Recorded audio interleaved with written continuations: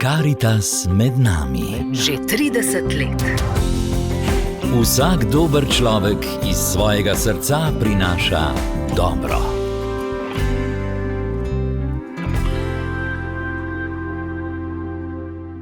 Dober dan, lepo pozdravljeni v oddaji Karitas, v kateri se bomo spomnili, da je Slovenska Karitas organizacija, ki temelji na vrednotah, sledi krščanskim načelom in si prizadeva, da bi odgovarjala na dejanske potrebe ljudi, in to počne že kar 35 let.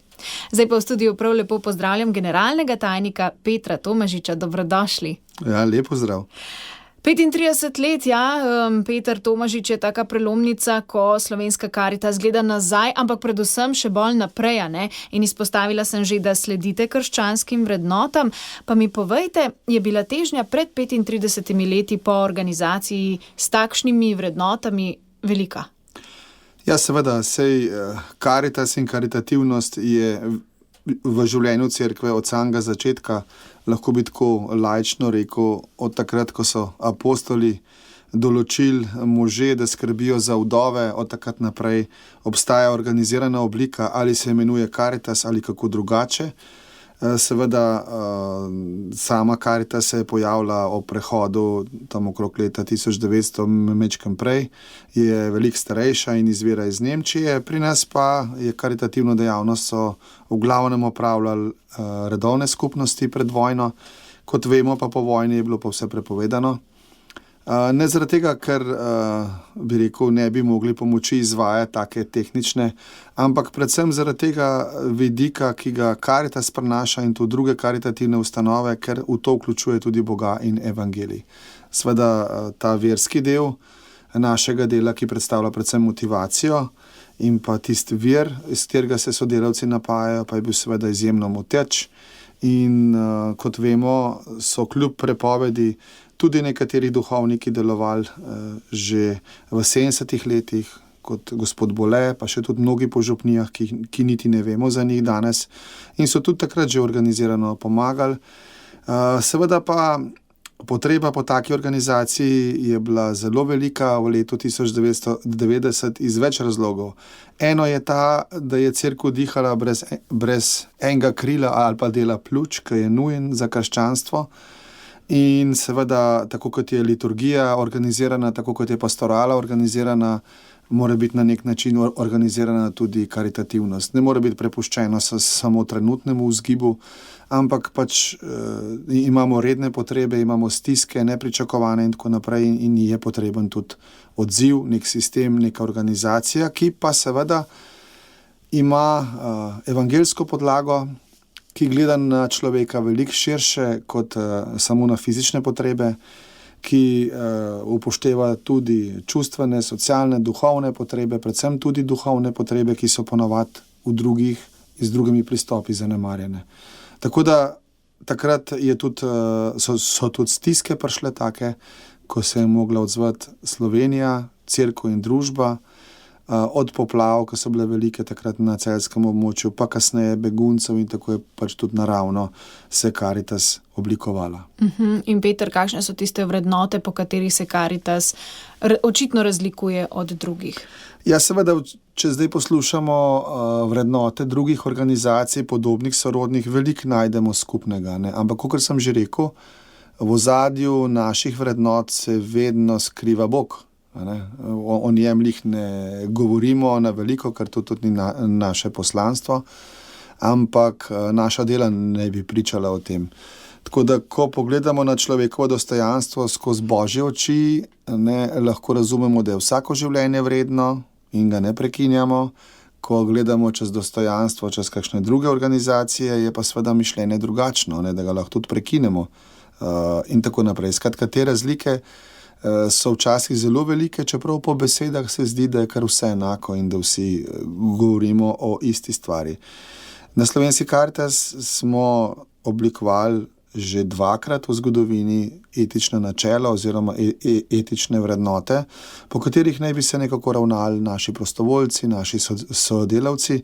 Zagotovo je tisti najbolj pomemben del ta, da gojimo sočuten odnos do vseh ljudi, do revnih, do zatiranih, do odrinjenih na rob, skratka vsi, ki so kakorkoli izven tega normalnega življenja in nekih normalnih pogojev v vseh pogledih in da poskušamo s tem tudi majčkeno prispevati k pravičnosti. Seveda, to se sliši tako malo, bom rekel, suhoparno, kar sem povedal, ampak izhaja pa čist iz evangelija in evangelij je zagotovo tista vrednota, ki je temeljna. Ne ljubi svojega bližnjega, pa tudi samega sebe, ker prazen žakelj ne stoji pokonci, ne, pa seveda družbeni nauk cerkve. Družbeni nauk cerkve je danes mogoče malo pozabljen kot definicija in tudi ljudje ga slabo poznajo, vendar itak izhaja iz evangelskih naročil Jezusovih, izhaja pa tudi iz učenja cerkve in tudi to, kar je cerkev spoznala kot dobro, tako telesna dela usmiljenja kot duhovna dela usmiljenja, je čisto preprosto navodilo, kaj naj bi Karitas delala, ali pa vsaj tisti del, ki mogoče ni pokrit ali pa slabo pokrit v družbi in državi. Tako da blagri, vse te 4 stvari so čisto enostavne. Od ljubezni do svojega bližnjega, blagarov, telesnih del usmiljenja in duhovnih del usmiljenja, tukaj se lahko najde vsaka Karitas. Verjetno ne moramo vsi vsega delati, ampak delamo pa tisto, kar zmoremo, za kar imamo ljudi in tako naprej. In kar je še pomembno, Karitas je umeščena v cerkev, ni izven cerkve.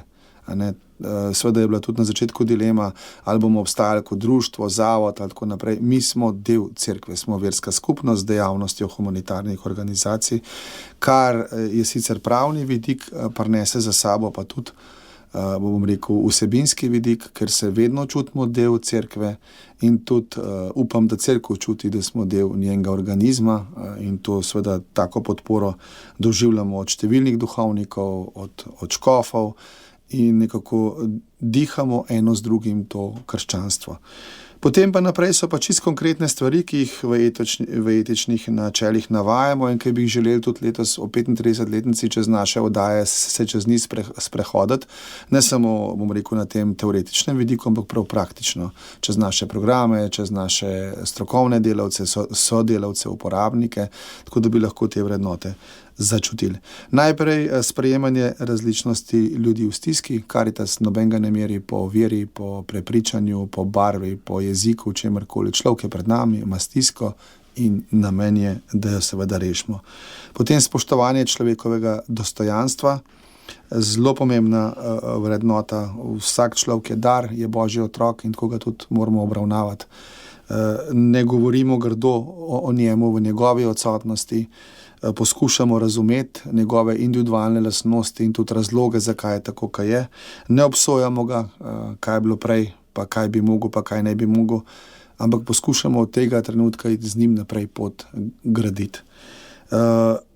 Tudi vsako, kakršnakoli sila, prisila in tako naprej je seveda nesprejemljiva in tudi dolžni smo vedno opozarjati na to, če kaj takega opazimo, bodi si med nami ali pa pri uporabnikih. Skratka, to so stvari, ki so zelo pomembne. Potem vsak uporabnik ima seveda tudi lastne moči. In če mi pomagamo, pa hkrati ne vzgajamo in ne spodbujamo k samostojnosti in k samopomoči, potem nismo nič naredili. No in seveda naša stalen trud je, da bi ljudem pomagali, da bi odkrili tiste pozitivne plati vse, tiste moči, ki jih imajo, da bi šli mi z njimi pot, ne za njih. Tako da to je težko velikrat, ker je včasih lažje dati nekomu neko materialno pomoč, pa reči, pa sem vse naredil, Veliko težje pa je včasih vzgajati človeka pri 60 letih, in uspeh je sicer majhen, ampak je vsak dobrodošel, To se pravi, vsak lahko še nekaj pri sebi naredi. Seveda pa tudi mi se sami vzgajamo pri tem, da ne pomote, da se ne bi postavljal človeku v kakšno pozicijo. Potem zagovorništvo, to je taka beseda, ki je zdaj moderna, gre pa za to, da znamo enega revnega, enega izključenega zagovarjati doma, v svoji župniji, pred županom, pred državo, da poskušamo vplivati tudi na zakone. Če govorimo o starejših, ki nimajo paliativne oskrbe na voljo, ki trpijo zaradi tega, če govorimo o starejših, ki nimajo dolgotrajne oskrbe, možnosti do nje prideti, je prav, da javno povemo, tudi v političnem okolju, da je te stvari pač potrebno urediti. Torej, tekom letošnjih oddaj Karitas bomo spoznavali, zakaj se vse zavzemate, kako delujete, zato da bodo poslušalci razumeli, vas še bolj spoznali. Morda ob koncu najinega pogovora, Peter, vas pa moram še vprašati, kakšno je vaše glavno sporočilo kot generalni tajnik ob 35-letnici organizacije? Drzno si bom povedati kar geslo te 35-letnice, in sicer na poti upanja. Je seveda v sozvočju z svetim letom. Vsi smo ti potniki, na Karitasu smo na tej poti upanja z ljudmi v stiski. Smo na poti upanja kot sodelavci, kot župljani, kot del cerkve. Smo hvaležni za vse tiste, ki podpirajo naše delo, za vse darovalce. Skratka, vsi skupaj smo v tem čovnu, kot je ob svetem letu, in skupaj potujemo kot skupnost, kot občestvo, in seveda, če si pomagamo, če si znamo biti sočutni, je to prava smer. Najlepša hvala, Peter Tomažič, vse dobro naj bo pred Karitas in ljudmi, ki jim boste pomagali. Lepa prihodnost. Hvala.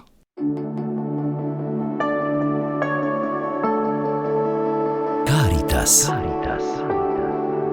Z vašo pomočjo za lepši svet.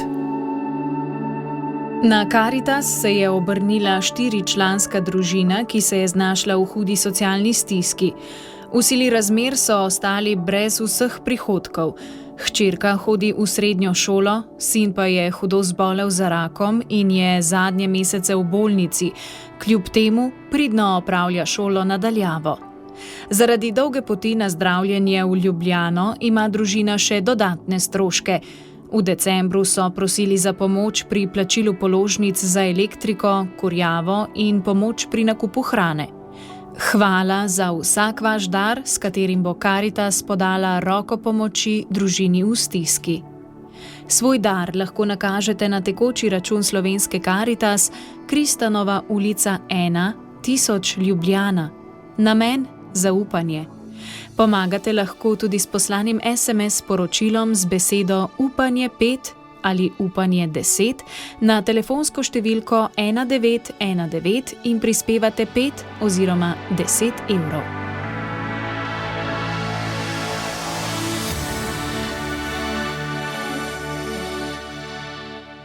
V tokratni oddaji smo se pogovarjali z generalnim tajnikom Slovenske Karitas Petrom Tomažičem o viziji te organizacije. Spomnil je, da se Karitas od drugih organizacij dobrodelnih loči po tem, da se zavzema za krščanske vrednote in sledi evangeliju, ter da je del cerkve. V sledečih oddajah pa bomo tudi podrobneje spoznali še vrednote, o katerih sva govorila danes, in ljudi, ki so bili deležni tovrstne pomoči. Toliko tokrat, ponovno se slišimo v februarski oddaji in do takrat pa vam vse dobro želim, Maja Morela. Karitas med nami. Že 30 let. Vsak dober človek iz svojega srca prinaša dobro.